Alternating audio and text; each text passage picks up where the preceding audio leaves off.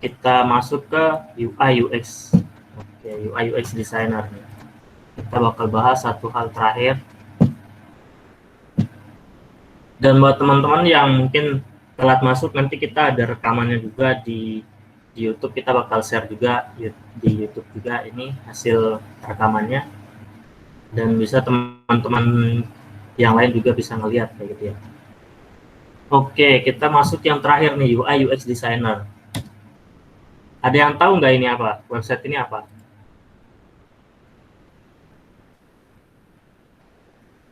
Ada yang tahu nggak? Yang kiri ini apa? Yang kanan ini apa?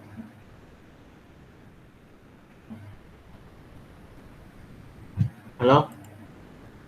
Kemana ini orang-orang? Ini ada yang tahu nggak perbedaannya dari yang kiri sama yang kanan? Ini apa di website apa?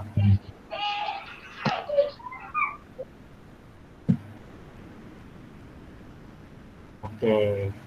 Tadi ada yang bilang Facebook ya. Ya, memang betul ini Facebook ya. Ini Facebook zaman tahun-tahun pertama itu sekitar 2013 lah kalau nggak salah ini dulu. Ini masih awal-awalnya Facebook, tampilannya cuman seperti ini. Kita mau melakukan pencarian masih nggak ada seperti yang di Facebook saat ini kayak gitu. Pesannya cuman ada di sini. Terus kalau kita mau nyari grup itu lebih ribet lagi kayak gitu. Kita mau nyari temannya, terus notifikasi ribet juga, kita nggak bisa nampilinnya langsung di website itu atau di halaman yang tadi. Nah, kenapa sih beda kayak gitu? Nah, disitulah tugasnya seperti itu, tugas dari seorang UI sama UX designer. Nah, kita lanjut. UI sama UX itu sebenarnya dua hal yang berbeda. Jadi teman-teman bisa berkarir di salah satu aja. Teman-teman bisa jadi UX designer, bisa juga jadi UI designer gitu. Tapi mereka memang saling keterkaitan satu sama lain. Itu bukan berarti kalian nggak boleh ngambil salah satu aja. Gitu. Nah, UI designer itu nanti cuman sebuah bidang ilmu yang memang cuma masuk ke grafisnya doang. Dia nggak perlu yang masalah coding, jadi kalian nggak perlu bingung-bingung ini pakai bahasa apa, ini pakai aplikasi apa yang untuk editornya misalnya kayak gitu.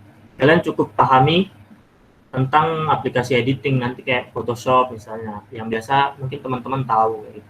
Jadi nanti kalau UI itu cuma fokus ke kayak pemberian tombolnya kayak gini, warnanya pakai warna apa, terus tekstilnya kayak bentuknya kayak gimana sih.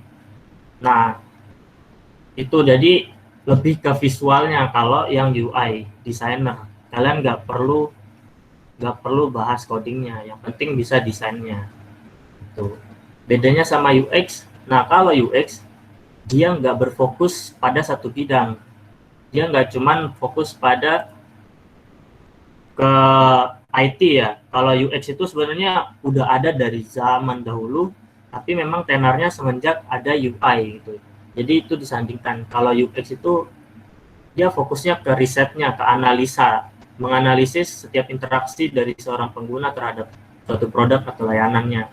Jadi kalau teman-teman misalnya beli meja nih, mejanya itu kenapa sih ukurannya sebahu misalnya, kenapa sih ukurannya sepinggang, terus kursinya kenapa harus segini ukurannya tingginya misalnya. Nah, itu yang dikerjakan UX itu. Gimana pelanggan bisa nyaman untuk menggunakan produk yang dibuat kayak gitu. Kalau UX itu memang lebih universal ya. Jadi teman-teman nggak harus memfokuskannya ke IT atau desain aplikasi. Ini kita persingkat aja ya. Nah, butuh apa sih untuk jadi seorang UI UX designer kayak gitu? Kita mulai dulu dari UI. Nah, kalau UI karena tadi fokusnya itu adalah ke visual atau desain ya. Kita cuma butuh desain skill aja nih sama atau visual design. Ya kita bisa main gambar atau tentang warna kayak gitu. Atau konsep dasar desain atau principal desain lah kalau teman-teman masuk ke desain gitu. Terus ya pastinya kreativitas sama komunikasi. Nah, kreativitas sudah jelas nanti untuk ukuran sama bentuknya itu masing-masing itu berbeda soalnya. Jadi ketika di mobile itu beda, di web beda lagi ukurannya. Nah, bentuknya biar enak dipandang itu gimana sih gitu. Itu yang nanti masuk ke kreativitas. Kalau komunikasi ya sebenarnya esensial juga, sangat penting untuk semua bidang kayak gitu ya. Kita perlu yang namanya komunikasi. Karena nanti ide atau kreativitas yang kita pikirkan ya percuma juga kalau kita nggak bisa mengomunikasikan kayak gitu.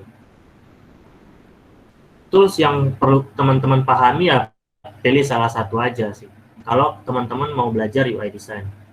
Kalau di iPhone, kalau di Mac itu ada Sketch. Ini cuma bisa di Apple produk doang kalau Sketch ini. Nah, terus kalau yang mau di Windows, teman-teman bisa pelajari Figma, Photoshop, Adobe XD. Nah, yang paling powerful untuk UI design itu dua ini, Figma sama Adobe XD.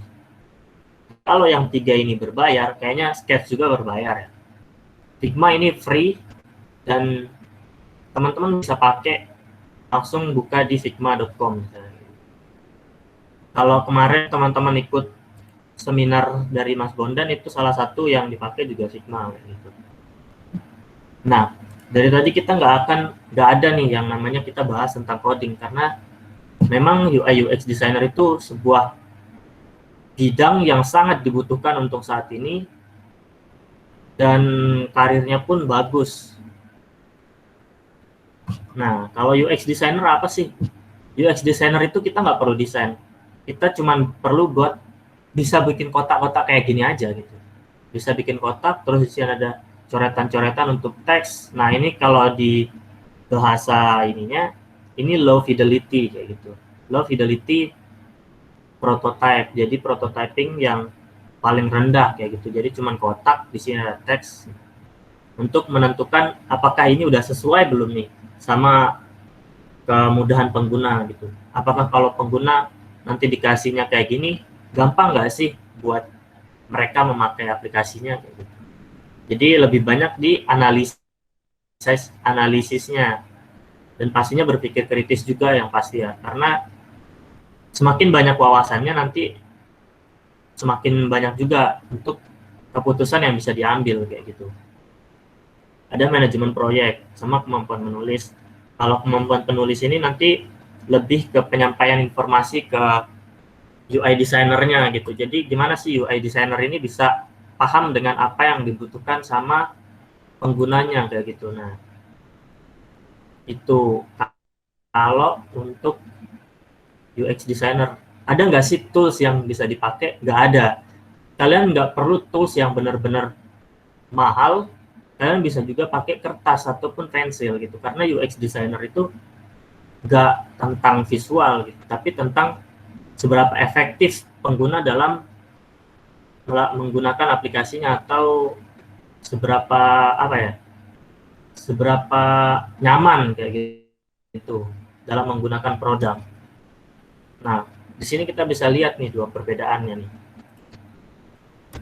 Dari UI itu cuma butuh pelajari tentang color, layout, ilustrasi, visual, elemen, branding, font, sama satu lagi tentang icon. Nah, di sini semuanya di depan layar semua teman-teman bisa dapat nih. Dengan pensil gambar misalnya kalian buat, terus kalian buat ilustrasinya. Kalian nggak perlu buat codingnya gitu.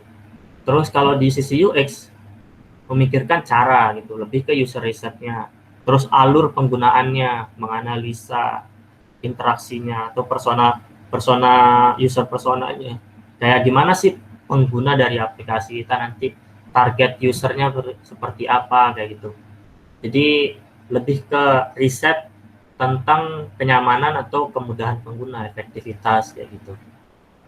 Sama durasi biasanya. Lebih cepat seorang pengguna menemukan tugas yang dibutuhkan, lebih bagus UI-nya gitu. Sama UX-nya. Nah, kalau ditanya apa harus belajar coding ya seperti yang aku bilang dari tadi, itu nggak perlu. Tapi ini bakal jadi nilai tambah. Kenapa? Karena ini bisa ngebantu programmernya, karena kita udah punya bayangan untuk, oh ternyata kalau di programming itu kita bisa buat ini gitu. Jadi fiturnya buat aja kayak gini. Nah, ini untuk menunjang aja ketika kita mengambil keputusan kalau kita paham codingan, gitu, bahasa program. Kita nggak harus jago, tapi sekedar tahu boleh lah. Kalau bicara tentang gaji, yang nggak jauh beda sama si front end gitu ya, front end atau yang lainnya. Mahal juga soalnya, karena teman-teman bisa lihat juga di sini 80 juta, 81 juta per tahun di Indonesia doang nih. Itu baru di Indonesia. Nah, kalau gaji awal mungkin sekitar senior mungkin atau junior junior mungkin bisa nyampe sekitar 17-an kayak gitu. Karena nanti semuanya ada tingkatan juga sih, kalau baru awal-awal ya pasti nggak mungkin dikasih gaji yang gede gitu. Tapi bisa sampai 100 jutaan kayak gitu per tahun. Itu kalau UI UX designer. Mungkin dari teman-teman ada yang mau ditanyakan dulu. Itu aja sih, karena nggak perlu skill yang berat gitu. Cuman butuh kreativitas dan paham sama toolsnya aja. Gitu. Gimana dari teman-teman? Ada yang mau ditanyakan?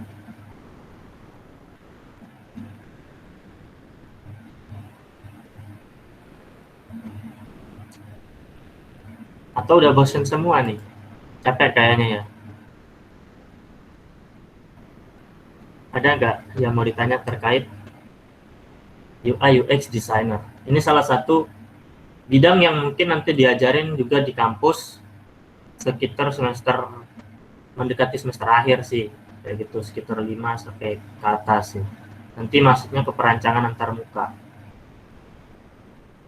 Lebih banyak sih kayaknya di sistem informasi yang jurusan SI ini salah satu mata kuliah juga sih menurutku yang perlu teman-teman tahu, karena nanti masuknya ke analisa. Bisa juga dijadikan skripsi buat teman-teman soalnya yang UX designer. Gitu. Gimana? Ada nggak yang mau ditanyakan terkait UI UX itu?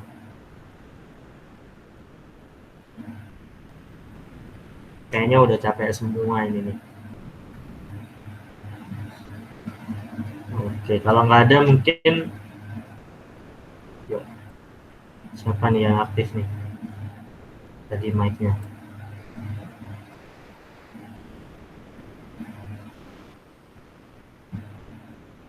Oke, mungkin udah capek juga ya, karena udah mendekati jam 4, jadi kita mau akhiri juga, karena kan memang kita rencananya memang sampai jam 4 juga. Oke, mungkin kalau nggak ada yang tanya-tanya, ya itu sih.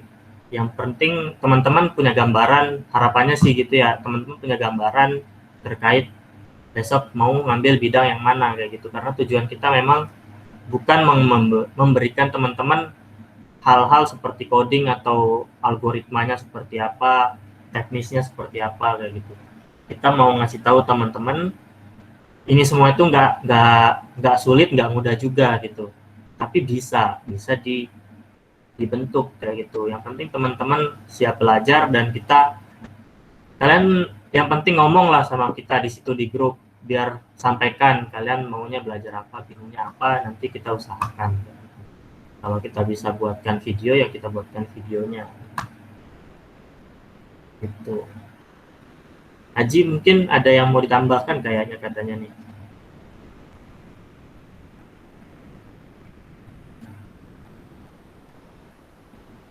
Mana nih? Mas Haji mana nih? Sebelum kita akhiri juga nih. Udah sekitar 3,5 jam kita udah ngobrol-ngobrol, sharing-sharing ya. Oh, Mas tanya. Ya, boleh. Dia kan kayaknya desain kan, UI sama UX. Terus front-end developer juga desain. Terus bedanya apa? Oke. Perbedaannya ya. Nah, bedanya adalah Iya. bedanya itu kalau di UI UX itu kita cuma mikirin desainnya doang, kita nggak perlu codingnya. Nah, yang ngubah nanti ke coding biar bisa diaplikasikan ke website ataupun mobile development, itu front end-nya nanti yang kerjain kayak gitu. Kalau kita cuman desain aja nih, kita buat nanti hasilnya JPEG misalnya gitu, JPEG atau PNG kayak gitu. Bisa diterima nggak itunya penjelasannya? Atau masih bingung? Gimana, Kak Reza? Masih, Masih bingungnya di masih bagian enggak. mana? Masih nggak ngeh? Nah, misalnya Hmm, gini, kalau kamu tahu foto kan? Foto. iya. Misal nih gambar Hmm. website nih, kamu bisa klik-klik nggak di gambarnya? Hah? Kamu Foto bisa, apa? maksudnya kamu bisa, misalkan di gambar nih, ada ditambahkan gambar tombol. Kamu bisa klik nggak tombol itu? Dan ada interaksi nggak yang bisa kamu terima kalau kamu klik tombol yang ada di gambar tok gitu? Enggak. Nggak ada kan? Nah, kalau di front end itu diimplementasikan. Tadi kan ada gambar.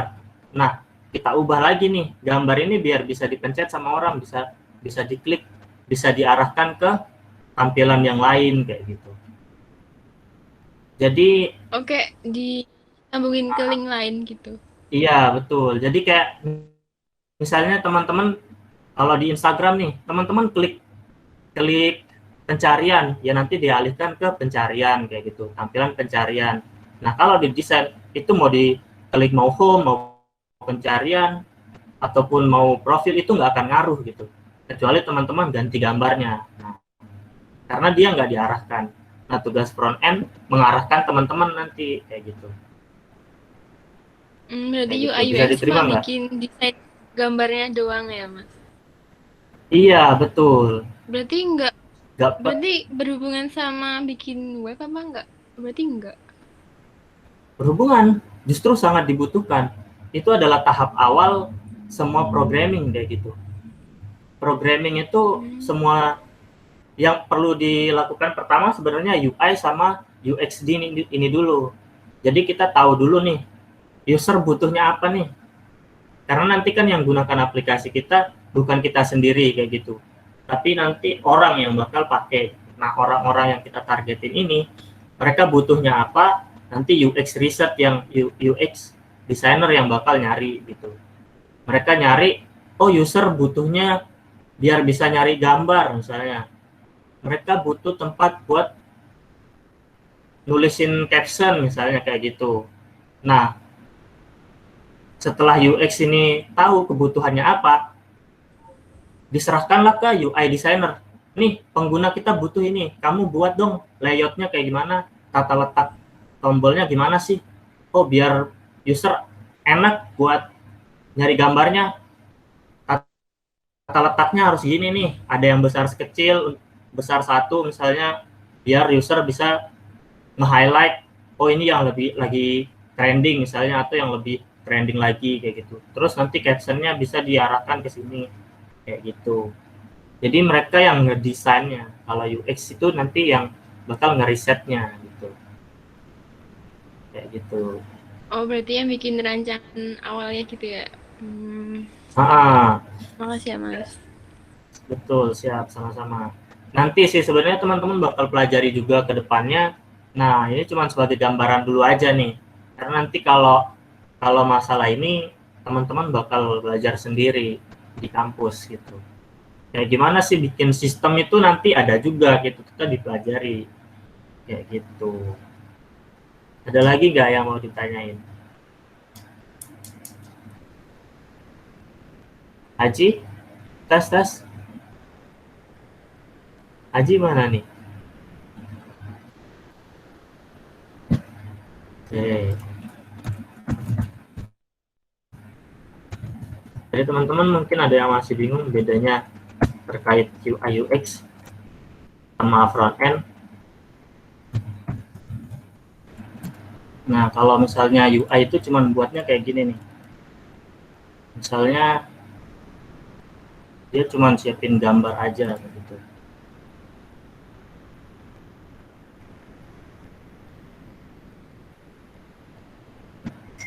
Nah kayak gini, ini kan dia kita nggak harus tahu nih gimana sih cara codingnya kayak gitu. Yang penting kita bisa desainnya kayak gitu.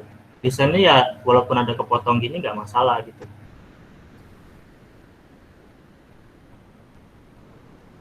Nah ada lagi misalnya dari detailnya. Nah nanti kalau di detail kelas itu kayak gimana sih?